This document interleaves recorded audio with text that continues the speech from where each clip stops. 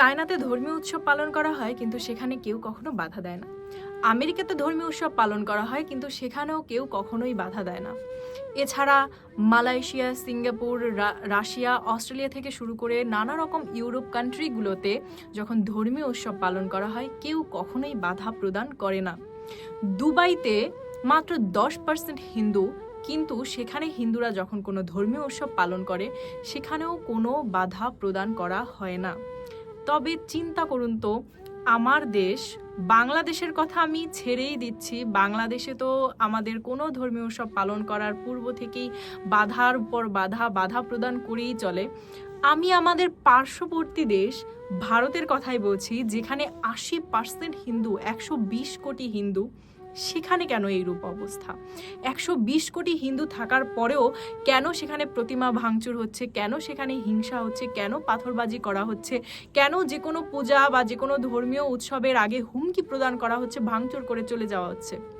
আপনারা কি কেউ একবারও চিন্তা করেছেন এত রাষ্ট্রীয় সরকার, সেকুলার সরকার থাকার পরেও কি করে 120 কোটি হিন্দুর রাষ্ট্রে কি করে এত পরিমাণ হিংসা, এত পরিমাণ বাধা আসছে যে কোনো পুজোর আগে, যে কোনো ধর্মীয় উৎসবের আগে? আপনারা এই দুর্গাপুজোর আগেই নিউ টাউনের ঘটনাটা দেখবেন, কোচবিহারের ঘটনা দেখবেন, উত্তরপ্রদেশের ঘটনাগুলো দেখবেন, যে কিভাবে অত্যাচার চালানো হচ্ছে, কিভাবে প্রতিমা ভাঙচুর করা হচ্ছে, কিভাবে বাধা প্রদান করা হচ্ছে। এর কারণটা কি জানেন? এর কারণটা হচ্ছে একটা ধারা 2010 সালের, যেটার নাম হচ্ছে FCR। এর অর্থ হচ্ছে বাইরের কান্ট্রির ফান্ডিং, মানে বাইরের কান্ট্রির ফান্ডিংটা ভারতে আনা। যার কারণে তারা হয়তো ভাবছে যে দেশটাকে টুকরো টুকরো করে দেওয়া যাবে। যেমন দেখুন, ভারতের সাথে আগে বাংলাদেশ ছিল, আলাদা হয়ে গেছে। পাকিস্তান ভারতের ভিতরে ছিল, আলাদা হয়ে গেছে। শ্রীলঙ্কা আলাদা হয়ে গেছে। নেপাল ছিল, তাও ইংরেজরা আলাদা করে নিয়েছে। সুতরাং তারা হয়তো ভাবছে যে ভারতের মধ্যে আরও হয়তো ভাগ করা যাবে, আরও হয়তো টুকরো করা যাবে। আর তার প্রধান একটা কারণ হচ্ছে আমরা হিন্দুরা। কারণ তারা এটুকু বুঝে গেছে যে হিন্দুরা কখনোই হয়তো এক হতে পারবে না। কারণ হিন্দুরা তাদের বৈদিক সিদ্ধান্ত থেকে সরে গিয়ে এখন শাক্ত, সৌর, বিভিন্ন সংস্থা, বিভিন্ন মানে মতবাদে তারা আর কি আলাদা আলাদা হয়ে গেছে, বিভিন্ন সংস্থা তৈরি করেছে, একজন এক এক দিকে চলে গেছে। তারা কেউ বৈদিক সিদ্ধান্তের মধ্যে নেই। এই কারণে তারা চিন্তা করছে হিন্দুরা যেহেতু এক হতে পারবে না, সুতরাং আরও নানাভাবে দেশটাকে টুকরো টুকরো করা যাবে। তাই কিন্তু এই ধরনের সমস্যা দিনের পর দিন তৈরি হয়েই যাচ্ছে। এ থেকে কিন্তু আমরা কেউ ধর্ম রক্ষার ব্যাপারে সচেতন নই। অথচ আমাদের গীতায় কিন্তু ভগবান স্টেটমেন্ট দিয়ে গেছে, সরাসরি স্টেটমেন্ট দিয়ে গেছে যে ধর্ম রক্ষা করার জন্য যদি তোমাকে জীবনও দিতে হয়, তুমি তাই দাও। অথচ আমরা কেউ কিন্তু আগ্রহী নই। আপনি যদি দেখেন গীতার 2য় অধ্যায়ের 33 নং শ্লোকে দেখবেন, যেখানে ভগবান বলেছেন, তুমি যদি এই ধর্মযুদ্ধ না করো, তাহলে তোমার স্বীয় ধর্ম এবং যোদ্ধারূপ খ্যাতি থেকে ভ্রষ্ট হয়ে পাপ ভোগ করবে। অর্থাৎ ধর্ম রক্ষার জন্য যদি তুমি যুদ্ধ না করো, তবে তুমি তোমার স্বীয় ধর্ম এবং যোদ্ধারূপ খ্যাতি থেকে ভ্রষ্ট হবে। যোদ্ধারূপ খ্যাতিটা আমি বাদ দিলাম, আপনি স্বীয় ধর্ম থেকে, স্বীয় ধর্মের যে খ্যাতি, সেটা থেকে আপনি ভ্রষ্ট হয়ে পাপ ভোগ করবেন।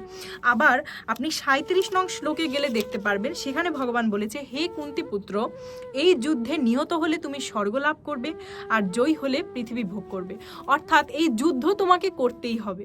তুমি যদি জয়ী হও, তবে তুমি পৃথিবী ভোগ করবে, এই পৃথিবী ভোগ করবে। আর যদি তুমি নিহত হও, তবে তুমি স্বর্গ লাভ করবে। অতএব যুদ্ধের জন্য দৃঢ় সংকল্প হয়ে উত্থিত হও। ভগবান এখানে মানে দৃঢ়ভাবে স্টেটমেন্ট করেছে যে যুদ্ধের জন্য দৃঢ়ভাবে উত্থিত হও। ধর্মযুদ্ধের জন্য যদি তোমার প্রাণও যায়, তবুও তুমি উত্থিত হও। কিন্তু আমরা কিন্তু এই ব্যাপারে একদমই আগ্রহী নই। তার প্রধান কারণ কি জানেন? আমাদের দেশে গুরুকুল নেই।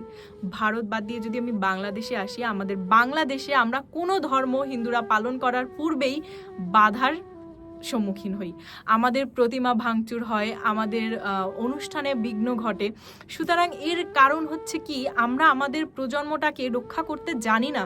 আমরা একটা গুরুকুল প্রতিষ্ঠা করি না, আমরা একটা বেদ পাঠশালা প্রতিষ্ঠা করি না, যেখানে আমাদের প্রজন্মকে গীতার জ্ঞান দেওয়া হবে, যেখানে আমাদের প্রজন্মকে বৈদিক জ্ঞান দেওয়া হবে, তারা ধর্ম সম্পর্কে দৃঢ় সংকল্পবদ্ধ হবে, তারা ধর্মকে রক্ষা করার ব্যাপারে সচেতন হবে।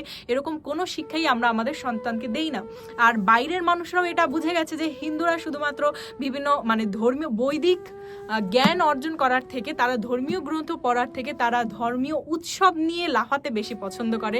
তারা খিচুড়ি খাওয়া, উৎসবে নাচ গান করা, এসব নিয়েই তারা ব্যস্ত। যার কারণে তারাও বুঝে গেছে যে হিন্দুরা কখনোই এক হতে পারবে না। তাদের মধ্যে কোনো বৈদিক জ্ঞানই নেই, তাদের মধ্যে সেই ধর্মকে রক্ষা করার কোনো প্রচেষ্টা, কোনো ইচ্ছা, কোনো আগ্রহ নেই। যার কারণে এই আমাদের ধর্মটাকে, আমাদের সনাতনীদের মধ্যে ভাগ করা তাদের জন্য একটা সহজসাধ্য ব্যাপার হয়ে গেছে। তার জন্য অবশ্যই আমাদের সচেষ্ট হতে হবে, আমাদের গুরুকুল তৈরি করতে হবে, যেখানে আমাদের বাচ্চারা, আমাদের সন্তানরা গীতার শিক্ষা লাভ করতে পারবে, ধর্মীয় শিক্ষা লাভ করতে পারবে, তারা মানুষের মতো মানুষ হতে পারবে এবং ধর্মকে রক্ষা করার জন্য তারা দৃঢ় সংকল্পবদ্ধ হবে। হরে কৃষ্ণ।